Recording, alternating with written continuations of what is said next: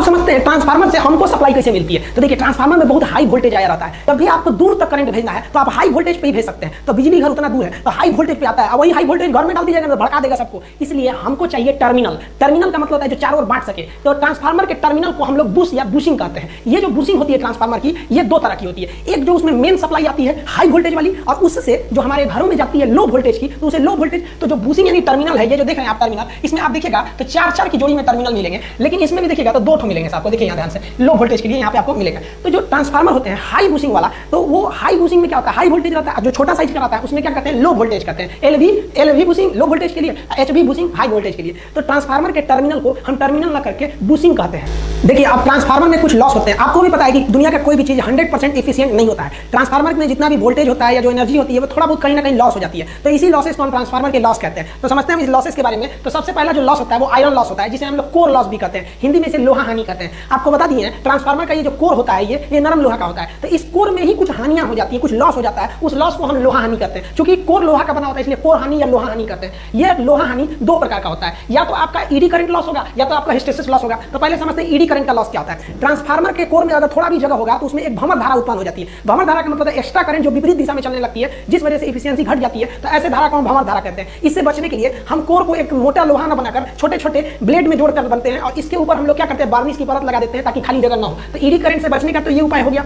फिर भी कुछ बहुत ईडी करंट हो ही जाता है। अब बात करते हैं हिस्टेरिसिस लॉस क्या होता है। आपको पता है कि जब कभी भी किसी धातु में, मान लीजिए फेरोमैग्नेटिक में, आप करंट सप्लाई करते हैं तो उसमें चुंबक का गुण आ जाता है, और करंट सप्लाई रोकते हैं तो चुंबक का गुण चला जाता है। अब चूंकि ट्रांसफार्मर एसी करंट पर काम करता है तो इसमें बार बार इसकी दिशा बदलती रहती है। एक बार फेज होता है, इससे दिशा बदलती रहती है एसी करंट की। तो एक बार ये मैग्नेटिक होगा और एक बार मैग्नेटिक नहीं होगा। तो होता क्या है, जो आपका कोर होता है ये एक बार मैग्नेटिक होता है एक बार नहीं होता है। तो इसके बीच जो गैप हो जाता है, इस कारण एक बार इलेक्ट्रॉन की दिशा इधर हो जाती है एक बार इधर हो जाती है। तो इसी कारण एक ऊष्मा उत्पन्न होने लगती है जिसे हम हिस्टेरिसिस लॉस कहते हैं। ये दोनों ही लॉस आपको कहां देखने को मिलेंगे, कोर में मिलेंगे, और कोर ज्यादातर नरम लोहा का बनाया जाता है, इसीलिए इसे लोहा हानि या कोर हानि कहते हैं। अब आप तो पता चल गया आपको कि जो ईडी करंट था उसको तो हम वार्निश द्वारा रोक सकते थे। अब इस हिस्टेरिसिस लॉस को रोकेंगे कैसे। तो इसको रोकने के लिए हम एक ऐसे धातु का प्रयोग करते हैं जो ऐसे मैग्नेटिक फील्ड के चेंज होने पर ज्यादा इफेक्ट न पड़े और उसमें ज्यादा ऊष्मा उत्पन्न न हो, ताकि हिस्टेरिसिस लॉस को रोक सके। इसीलिए इसके जगह पर हम यूज करते हैं सिलिकॉन स्टील का। कहेगा सबसे अच्छा ट्रांसफार्मर का कोर किसका होता है, तो नरम लोहा मत बोलिएगा, तब आप कहिएगा सिलिकॉन स्टील, क्योंकि सिलिकॉन स्टील किस लॉस को रोक देता है, हिस्टेरिसिस लॉस को रोक देता है, और वार्निश संपत्ति किसको रोक लेता है, ईडी करंट लॉस को रोक लेता है। अब बात करते हैं ओमिक लॉस। आपको पता है ओम का नियम किससे संबंधित है, प्रतिरोध से। तो किसी भी चीज के अंदर, दुनिया का कोई भी मेटल है, धातु है, उसके अंदर धारा को रोकने वाला एक प्रतिरोध गुण है। वो धारा को रोकेगा,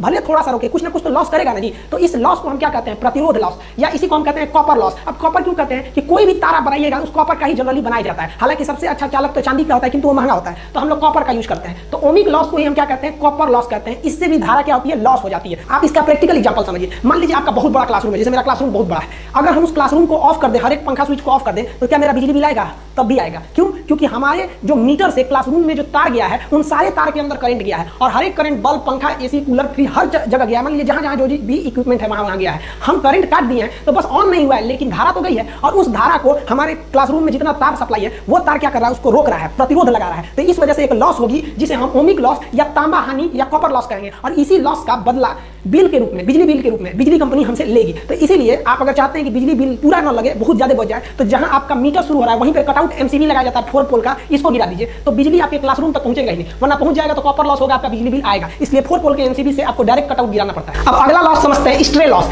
स्ट्रे लॉस क्या होता है, देखिए लीकेज ऑफ फ्लक्स, जो चुंबकीय फ्लक्स होता है, चुंबकीय फ्लक्स मतलब चुंबक का झटका, तो चुंबकीय फ्लक्स जो होता है इसी से बिजली उत्पन्न होती है। तो चुंबकीय फ्लक्स भी कुछ लॉस हो जाते हैं। चुंबकीय फ्लक्स लॉस ना हो इसलिए जो बाइंडिंग की जाती है कॉपर की, वो एक परत के ठीक दूसरी परत उसके ऊपर रख दिया जाता है, बीच में एक पेपर लगाकर। तो फ्लक्स के गैप हो जाने से, लीकेज हो जाने से, उस लॉस को हम क्या कहते हैं, स्ट्रे लॉस। तो ये लॉस समझ गए, ये बहुत ही कम होता है, ये तभी होगा जब ट्रांसफार्मर बहुत हैवी पावर का रहेगा, तभी स्ट्रे लॉस होता है। अब अगला जो लॉस होता है वो डाई इलेक्ट्रिक लॉस होता है। डाई इलेक्ट्रिक लॉस क्यों होता है, तो देखिए ये मजबूरी में डाई इलेक्ट्रिक लॉस हो जाता है। हमको जगह जगह इंसुलेटर लगाना, यहाँ वार्निश का इंसुलेटर लगाना है ताकि ईडी करंट ना उत्पन्न हो, और यहाँ दोनों बाइंडिंग्स के ऊपर एक पेपर लगाना है। तो ये पेपर लगाएंगे तो कहीं ना कहीं ये धारा में रुकावट उत्पन्न करेगा। तो ये जो इंसुलेटर लगा होता है, तो इंसुलेटर के कारण, ड्यू टू इंसुलेटर जो लॉस होती है उसे हम लोग कहते हैं डाई इलेक्ट्रिक लॉस। तो ये आपके मेन लॉसेज हो गए आपके ट्रांसफार्मर के अंदर। अब एक अलग से लॉस आता है जिसको जनरली नहीं पड़ता है कोई, जिसे बोलते हैं मैग्नेटो स्ट्रिक्शन लॉस। ये मैग्नेटो स्ट्रिक्शन लॉस क्या है, ये नॉर्मल लॉस है। आप ट्रांसफार्मर के पास जाइएगा ना तो आपको एक घनघनाहट की आवाज सुनाई देगा, घन घन। इन्वर्टर चलेगा या कोई भी ट्रांसफार्मर देखिएगा ना, चलेगा ना, तो उसमें एक आवाज सुनाई देगी। वो फैन की आवाज नहीं रहती है, देखिएगा फैन नहीं भी रहेगा ट्रांसफार्मर में, जो सड़क के किनारे ट्रांसफार्मर लगाया जाता है उसमें जनरली फैन नहीं होते हैं, तो भी आपको घन घन एक आवाज सुनाई देगी। ये आवाज कोई उत्पन्न करने के लिए कोई ना कोई ऊर्जा चाहिए, और ये ऊर्जा ट्रांसफार्मर बिजली से ही लेके दे देता है। तो एक साउंड उत्पन्न होता है, तो इस साउंड के उत्पन्न होने से एक लॉस होता है जिसे हम लोग कहते हैं मैग्नेटो स्ट्रिक्शन लॉस। तो ये ट्रांसफार्मर के अंदर टोटल लॉस हो गए।